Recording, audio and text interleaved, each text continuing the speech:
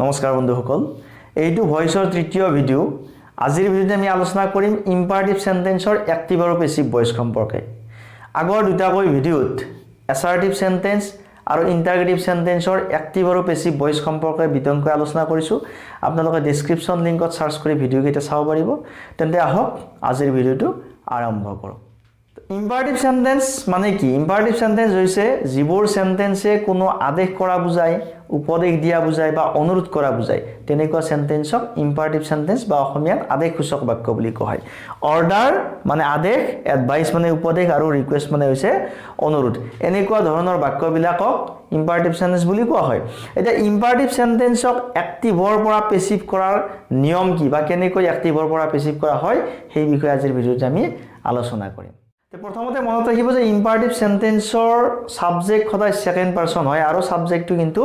উজ্জ থাকে ইম্পাৰেটিভ সেন্টেন্সৰ যেটো সাবজেক্ট সেই সাবজেক্টটো উজ্জ থাকে সাবজেক্টটো কেতিয়াও লিখা না যায় প্ৰথমতে ইম্পাৰেটিভ সেন্টেন্সৰ বাক্যটোত কি থাকে প্ৰথম মেইন ভাৰ্ব তাৰপিছত object main verb object subject সদায়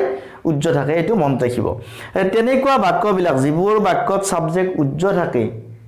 মেইন ভাৰ্ব আৰু অবজেক্ট থাকে তেনেকুৱা বাক্যক যদি পেসিভ কৰা যায় তেনেকুৱা ধৰণৰ ইম্পাৰেটিভ সেন্টেন্স বিলাক যদি পেসিভ কৰা যাব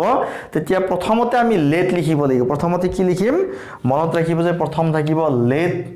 তাৰ পিছত যেটো এক্টিভৰ অবজেক্ট সেই অবজেক্টটো সাবজেক্ট হিচাপে লিখিব লাগিব ইয়াত আমি মই অবজেক্ট লিখিছো এই কাৰণে যে সেই অবজেক্টটো আমি সাবজেক্ট কৰি লিখিম তাৰ পিছত আহিব বি তাৰ পিছত যেটো মেইন ভাৰ্ব থাকে ভাৰ্বৰ পাস্ট পাৰ্টিসিপল ফৰ্ম এই স্ট্ৰাকচাৰটো যদি মনত থাকে ইম্পাৰেটিভ সেন্টেন্সক এক্টিভৰ পৰা পেসিভ কৰাৰ ক্ষেত্ৰত কোনো ধৰণৰ অসুবিধাৰ সৃষ্টি নহব এতিয়া আমি উদাহৰণ স্বৰূপে প্ৰথম বাক্য পাইছো যে ডু দা ওয়াৰ্ক কামটো কৰা ইয়াত কিন্তু তুমি কামটো কৰা তুমিটো উজ্জ আছে ইউটো উজ্জ আছে ইয়াত কেৱল কি আছে মেইন ভাৰ্বটো প্ৰেজেন্ট ফৰ্মত আছে আৰু দা ওয়াৰ্ক অবজেক্ট আছে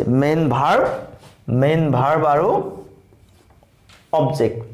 সাবজেক্ট কিন্তু উজ্জ আছে এতিয়া আমি কি কৰিম এই বাক্যটো যেতিয়া এটো এটা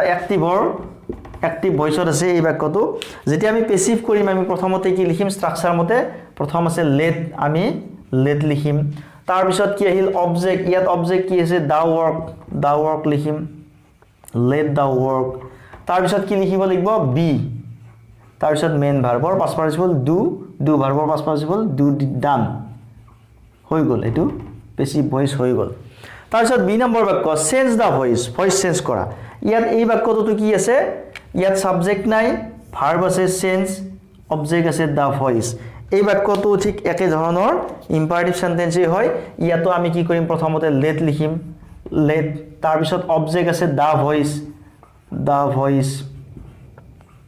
তাৰপিছত কি আহিব স্ট্ৰাকচাৰ মতে be let the voice be change ভাৰ্বৰ past participle changed let the voice be changed এইটো এটা পেসিভ ভয়েস তাৰ পিছত নেক্সট সি নম্বৰ বাক্য ক্লোজ দা উইন্ডো ইয়াতো কি আছে ক্লোজ দা উইন্ডো এই সেন্টেন্সটোত সাবজেক্ট উজ্জ আছে মেইন ভার্ব হল ক্লোজ দা উইন্ডো টু অবজেক্ট একেদৰে এই বাক্যটো যেতিয়া আমি পেসিভ হলৈ পৰিৱৰ্তন কৰিম তেতিয়া প্ৰথমতে কি লিখিম লেট তাৰ পিছত object the window let the window তাৰ পিছত আহিব বি তাৰ পিছত মেইন ভাৰ্বৰ past participle form closed let the window be closed তাৰপিছত দুই নম্বৰ বাক্য ক্লিন দা ব্ল্যাকবোর্ড ইয়াত সাবজেক্ট উজ্জ আছে মেইন ভার্ব ক্লিন দা ব্ল্যাকবোর্ড অবজেক্ট এতিয়া এই বাক্যটো যেতিয়া আমি পেসিভ কৰিম প্ৰথমতে লিখিম late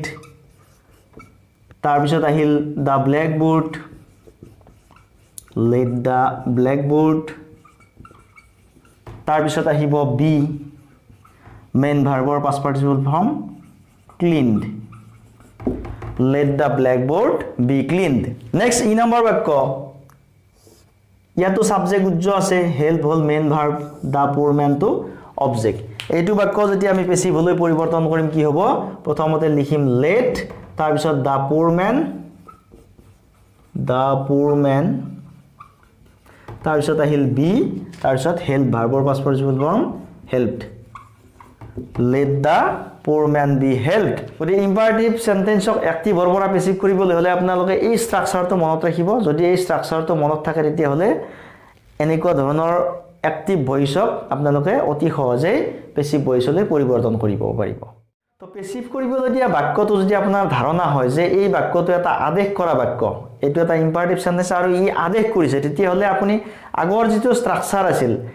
let plus object plus be plus third form of main verb সেই ষ্ট্ৰাকচাৰটো লিখিব পাৰে, অথবা আপুনি কি কৰিব পাৰে এই যিটো নতুন ষ্ট্ৰাকচাৰ আছে আপুনি যদি অৰ্ডাৰ কৰা বুজাই বুলি ভাবে তেতিয়াহ'লে আপুনি লিখিব পাৰে you are ordered to, তাৰ পিছত যিটো ইম্পাৰেটিভ সেন্টেন্স আছে সেই সেন্টেন্সটো লিখি দিলে বাক্যটো পেসিভ ভয়েসলৈ ৰূপান্তৰ হৈ যায়। এতিয়া আমি উদাহৰণস্বৰূপে পাম do the work at once, তৎক্ষণাত কামটো কৰা, কামটো শীঘ্ৰেই কৰা। এতিয়া আমি ধৰি লৈছো যে এইটো এটা আদেশ কৰা বাক্য। এতিয়া আমি কি কৰিব পাৰো এই বাক্যটো যে you are ordered to প্ৰথমতে লিখি লম you are ordered to, তাৰ পিছত যিখিনি আছে do the work at once এইখিনি লিখি দিলে হৈ যাব do the work at once, একেবাৰে সহজ। অথবা আমি এই বাক্যটো সেই আগৰ যিটো ষ্ট্ৰাকচাৰ আছিল এটো লিখিব পাৰো, প্ৰথমতে let, তাৰ পিছত the work, let the work be, do ভাৰ্বৰ past participle form done at once, এই দুটাই শুদ্ধ, দুটা ষ্ট্ৰাকচাৰতে আমি লিখিব পাৰো। নেক্সট বি নম্বৰ বাক্য টেক ইট নাও, এইটো এতিয়াই লোৱা। এই বাক্যটো আমি কি কৰিব পাৰো এই গঠনটো লিখিব পাৰো you are ordered to, you are ordered to take it now, অথবা let it be taken now, গতিকে দুয়োটা বাক্যই শুদ্ধ। তো পেসিভ কৰিবলৈ দিয়া বাক্যটো যদি আপোনাৰ ধাৰণা হয় যে এই বাক্যটো এটা ইম্পাৰেটিভ সেন্টেন্স আৰু এই বাক্যটোৱে উপদেশ দিয়া বুজাইছে, তেতিয়াহ'লে আপোনালোকে আগৰ যিটো ষ্ট্ৰাকচাৰ আছিল সেই ষ্ট্ৰাকচাৰ মতে ভয়েস চেঞ্জ কৰিব পাৰে,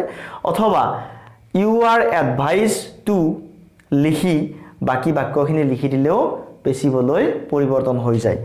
উদাহৰণস্বৰূপে আমি পাইছো read regularly, নিয়মীয়াকৈ পঢ়িবা, এইটো এটা উপদেশমূলক বাক্য। এই বাক্যটো আমি কি কৰিব পাৰো এই বাক্যটো আমাৰ যিটো আগৰ ষ্ট্ৰাকচাৰ আছে সেই মতে লিখিব পাৰো, অথবা you are advised to, you are advised to তাৰ পিছত read regularly, read regularly,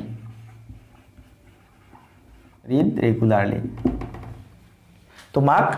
নিয়মীয়াকৈ পঢ়িবলৈ কোৱা হৈছে বা উপদেশ দিয়া হৈছে। নেক্সট বি নম্বৰ ৰেসপেক্ট ইউৰ এল্ডাৰ্স, তুমি তোমাৰ জ্যেষ্ঠজনক শ্ৰদ্ধা জনাবা বা সন্মান জনাবা। এই বাক্যটো আমি কি কৰিব পাৰো একেদৰে লিখিব পাৰো you are advised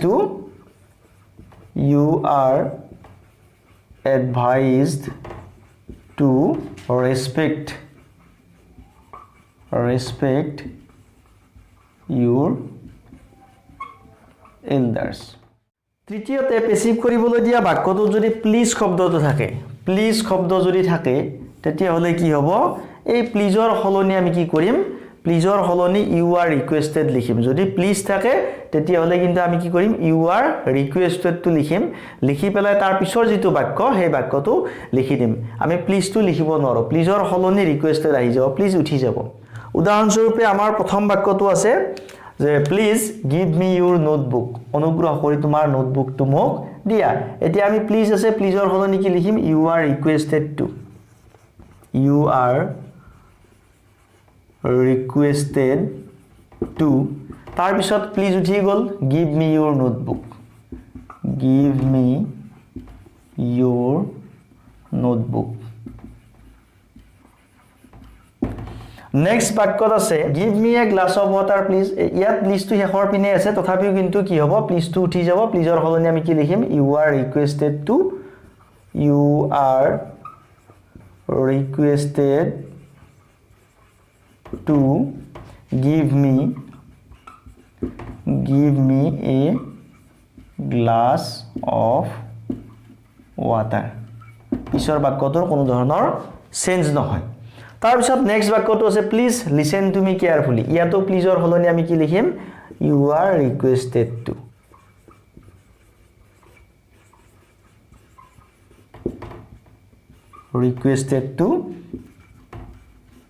listen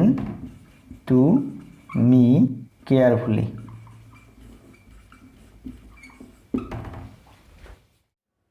passive ভয়েসলৈ পৰিৱৰ্তন কৰিবলৈ দিয়া ইম্পাৰেটিভ সেন্টেন্সটো নেগেটিভ ফৰ্মত থাকে তেতিয়া হলে পেসিভ ভয়েসলৈ পৰিৱৰ্তন কৰোতে প্ৰথমতে কি হ'ব লাগে লেট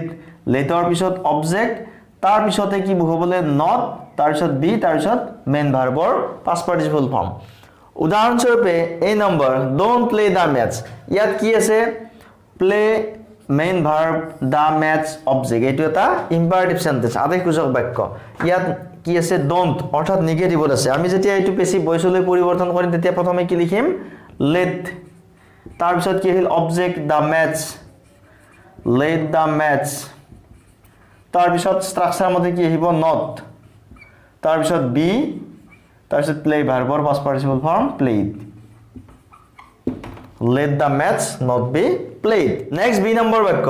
ইয়াত কি আছে don't buy the book ইয়াতো আছে buy verb the book object আৰু নেগেটিভ ফৰ্মত আছে don't buy the book এটো বাক্য যদি আমি পেসিভ ভয়েসলৈ পৰিৱৰ্তন কৰিম তেতিয়া প্ৰথমে কি লিখিম let স্ট্ৰাকচাৰ মতে let আহিল লেটৰ পিছত object the book let the book তাৰ পিছত কি আহিল not let the book not তাৰ পিছত be তাৰ পিছত main ভাৰ্বৰ past participle by bought let the book not be bought next c number বাক্য don't take it ইয়াতো কি আছে take main verb it object আৰু এটো নেগেটিভ ফৰ্মত আছে এটা এই বাক্যটো পেসিভ হলৈ পৰিৱৰ্তন কৰতে আমি প্ৰথমে কি লিখিম প্ৰথমে লিখিব লাগিব let তাৰ পিছত আহিল অবজেক্ট it let it তাৰ পিছত কি লিখিব লাগিব not let it not তাৰ পিছত বি টেক ভাৰ্বৰ past participle taken let it not be taken আমি যদি ইম্পাৰেটিভ সেন্টেন্স কেইটা দ্বিতীয় স্ট্ৰাকচাৰত পেসিভ কৰো তেতিয়া হলে যদি বাক্যটো ৰিকুৱেষ্ট কৰা বুজায় তেতিয়া হলে আমি কি লিখো ইউ আৰ ৰিকুৱেষ্টেড টু তাৰ পিছত ইম্পাৰেটিভ সেন্টেন্স কৰো কিন্তু যদি বাক্যটো নেগেটিভ ফৰ্মত থাকে তেতিয়া হলে কি কৰিব লাগিব you are requested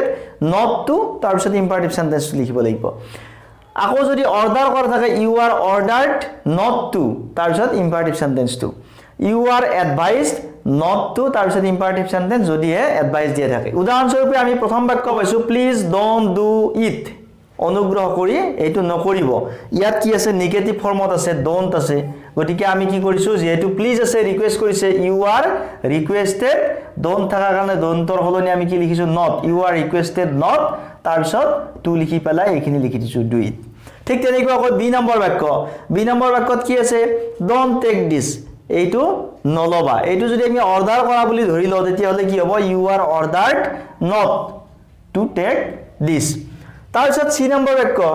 don't go out in the sun ৰদত বাহিৰলৈ না যাবা এইটো এটা এডভাইস দিয়া বাক্য গতিকে এই বাক্যটো আমি কি কৰিম ইউ আৰ এডভাইসড লিখি যেহেতু ডোন্ট আছে ইউ আৰ এডভাইসড ডন্টৰ হলনি আমি নট লিখিছো U are advised not to তাৰ পিছত বাকিখিনি লিখি দিছো গো আউট ইন দা